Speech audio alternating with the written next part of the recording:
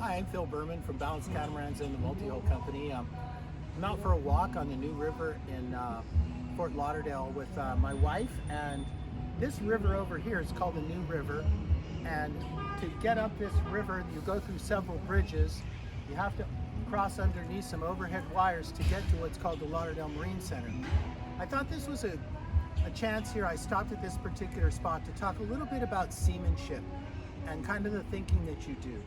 If you're reading your charts and you're coming up this river, these overhead wires here, technically, I believe on the charts, it's 90 feet off the water.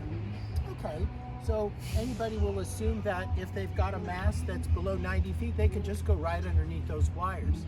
But right now, it's high tide, so there's obviously going to be less clearance. It's, in theory, 90 feet at high tide, but the biggest one is this. It gets really, really hot here in Florida in the summertime, and when these power lines get hot, they sag. They sag considerably. A lot of people have tried to come up this river with relatively tall masts, thinking that they can get underneath this wire without having a problem. Most of the time, people don't actually hit the wire, but if you get close enough to a high-powered electrical line, you can have an arc, okay, which creates the equivalent of a really huge lightning strike.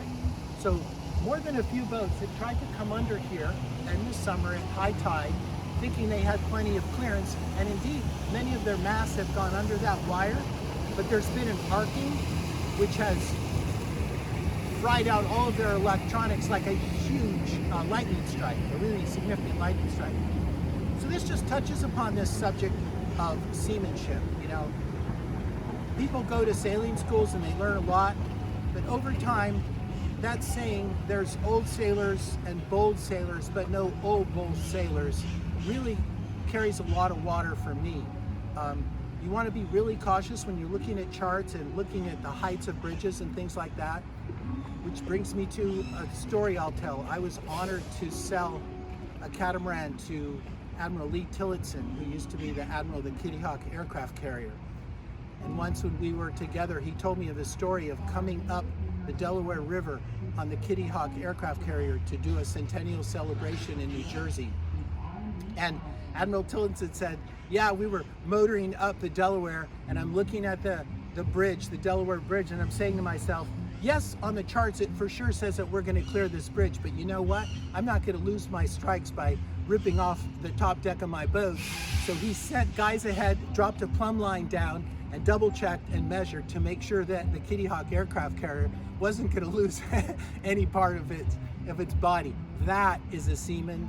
That's a person that's cautious. And when we're sailing, I suggest you take that approach.